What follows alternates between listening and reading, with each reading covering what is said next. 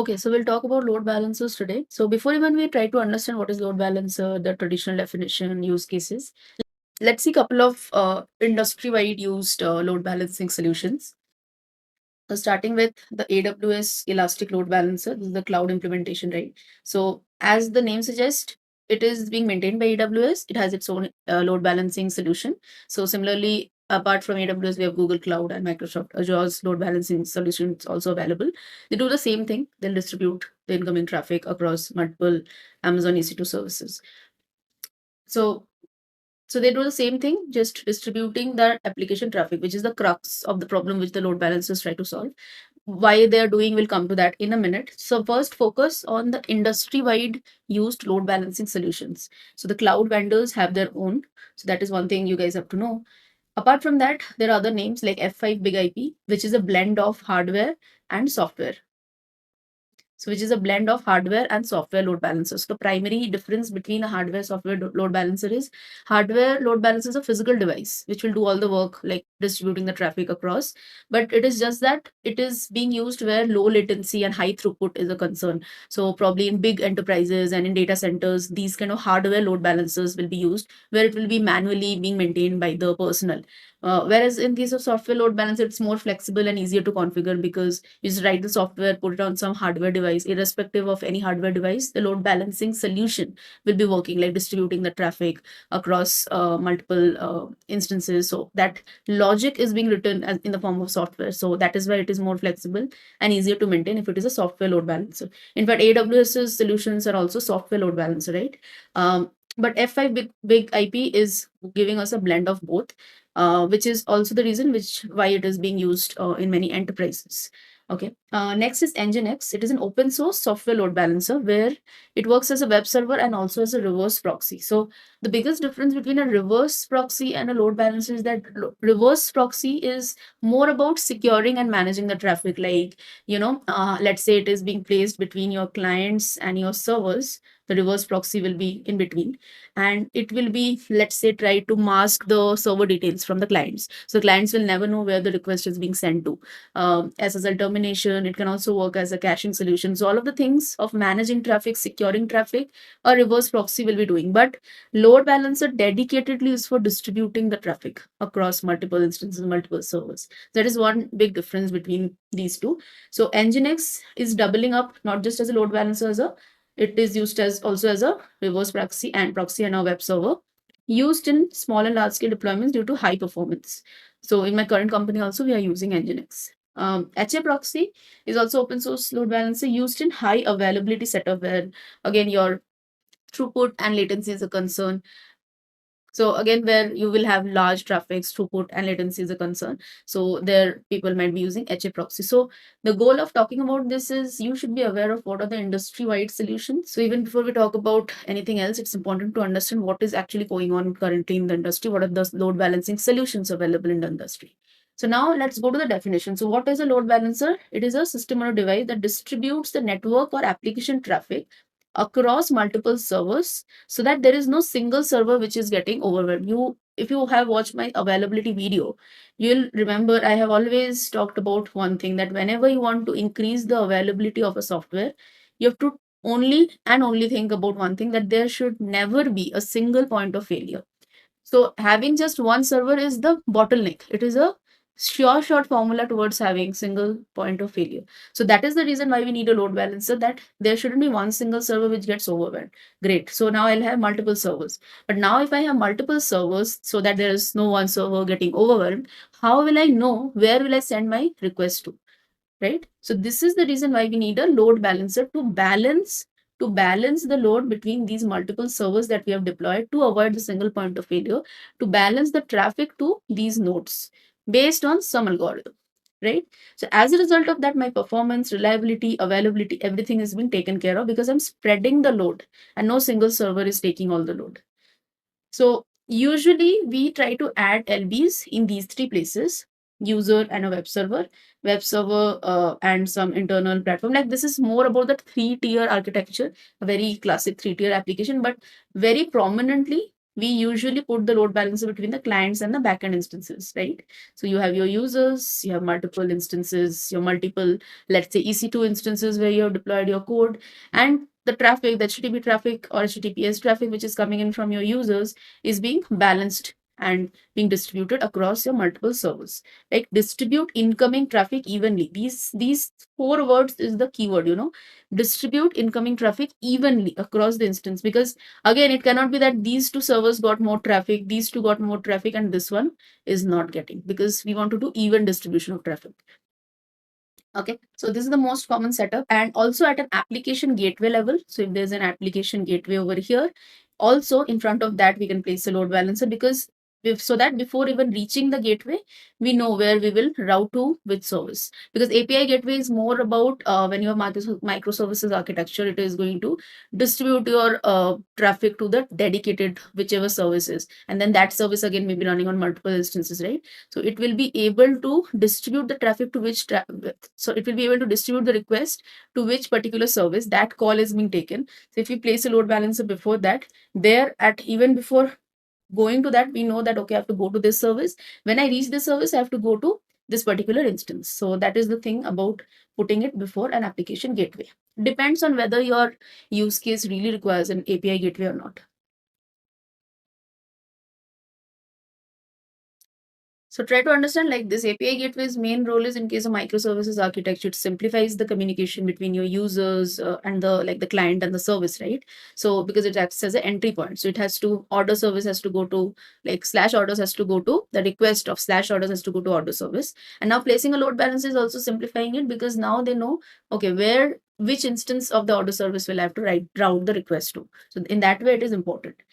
Monolithic application, if it is not, then it will simply distribute the incoming request to multiple instances. But in case of microservices, like I said, it will distribute the traffic across different instances of a specific microservice. So order service can be deployed on 4 instances, whereas let's say your product service is deployed on 5 instances. We do not know.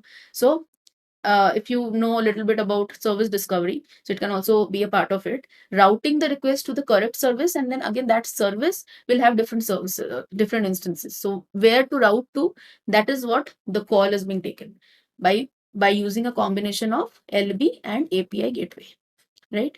So far we are clear with the industry kind of use cases, what is what. And just to again revise, web applications, we use it in APIs, we'll use to distribute the API request. And in case of databases also, whenever you have a lot of expectation of having a lot of database queries and all, there also you can use a LB. But very, very common use cases for distributing the web request traffic, right? So now let's talk about when to use a load balancer, right? So far we have understood that it is used for distributing the traffic. So very obviously when you're having multiple servers, then you get a lot of traffic. So in case of high traffic situation, the load balancer is inevitable. You must be using it because it will help you to distribute the load across multiple servers. That is the very basic use case of a load balancer, to prevent the single server getting overwhelmed. As a result of this, what we are able to achieve is we are able to improve the availability, the entire availability of the application, because the uptime is being, like, we are trying to minimize the downtime, increasing the uptime, right? Because if one of them fails, one of the server fails, there's another couple others to serve the request. So overall, the application's availability is going to be high. And again, whenever you need to scale your application to handle increased traffic, so let's say you're adding more servers, load balancers will help you to add or remove the servers without disrupting any service. And as a result of all of this, whatever we are doing, we are enhancing the overall performance. So it improves the application performance. So this is the key point, or these are the key points, which is like you have to always remember of when to use a load balancer. So now we'll talk about the types of load balancer. So we have already covered about hardware and software load balancers. So let me just go through it once again. Like I said, as the name suggests, hardware load balancers are the physical devices which are dedicated for doing the distribution of the traffic. But they are being used mostly in large enterprises, data centers, because of the high performance reliability. They are expensive. They are also not very flexible, little difficult to maintain and configure. So as compared to the software solutions. So F5, Big IP, I already mentioned the examples above. So those are the ones which are hardware load balancers. Now coming to software load balancer, They're more cost effective, flexible, easier to configure because it doesn't really depend on what hardware you're running on your software on, right? So we have HAProxy, Nginx, and all the cloud vendors load balancing solutions also. There's also something called virtual load balancer, which are also software-based load balancers, but these load balancers are again not running on physical hardware; they're running on some virtual machines over the cloud.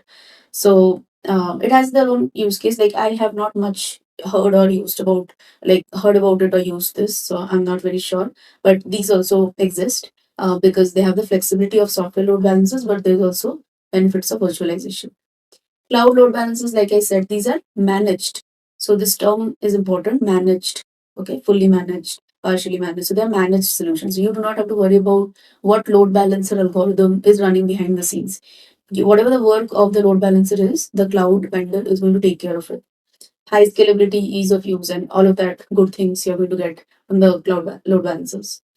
Global server load balancer. This is also quite popular, wherein it helps distribute traffic not just between multiple instances, but with the point of view of like if your traffic is like if your application is like going really global, your user base is growing globally. So with that thing in mind, it is going to help you improve the traffic. Like probably that can be coupled with content delivery networks like CDN, where the edge servers will be used.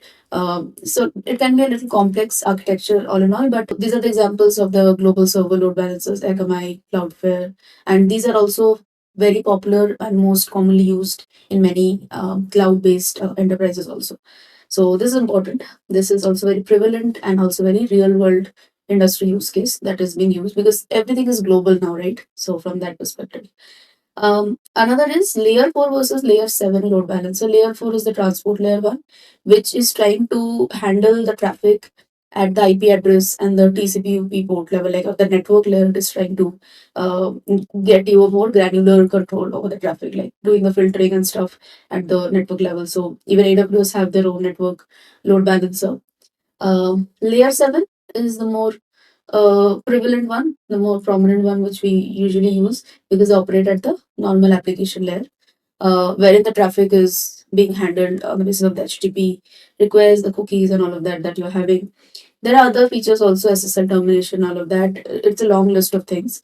But the point is that layer 7 load balancer and GSLB and the cloud load balancers are the ones which you would most often hear about. We will wrap this up by talking about the most commonly used load balancing algorithm. The first one is the round robin algorithm, wherein the requests are distributed sequentially one after the another. So let's say you have four servers and they're A, B, C, D, A, B, C, D.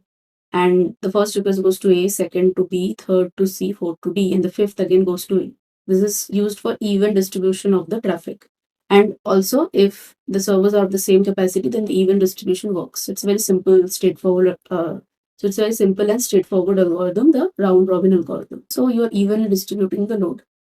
The next algorithm is called least connections, like the one which has fewest active connections. So let's say A and C is already doing the work and they have not even responded back. So A and C are busy, whereas B has not got the any request so far. It's like the LRU cache, least recently used algorithm, similar to that.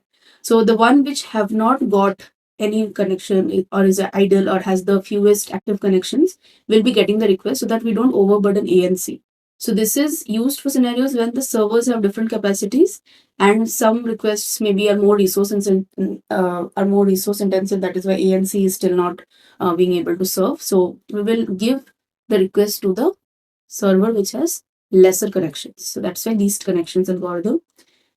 Next is IP hash. So using the client's IP address, will calculate a hash value and will assign that so that it is like if this IP A comes, I will always go to server A, or the IP B comes and I'll go to server B. This is more for the sticky sessions or session persistence so that any user data, if at all, is being stored in the server, that particular client of the user will always be hitting that particular server and then getting a response back. So crucial for maintaining session persistence, right? Because the client will consistently connect to the same server. So I've just given a very brief overview of the load balancing algorithms. There are still a lot of other algorithms also. So if you want me to make a dedicated video on load balancing algorithms, then I can do that. So let me know in the comments for the same. So with that, we are wrapping up today's session. Hope you have got some value out of it. And if you have, do share it with your friends, peers, colleagues. And don't forget to like this video, share this video, and subscribe to the channel if you haven't already. Thank you so much for watching.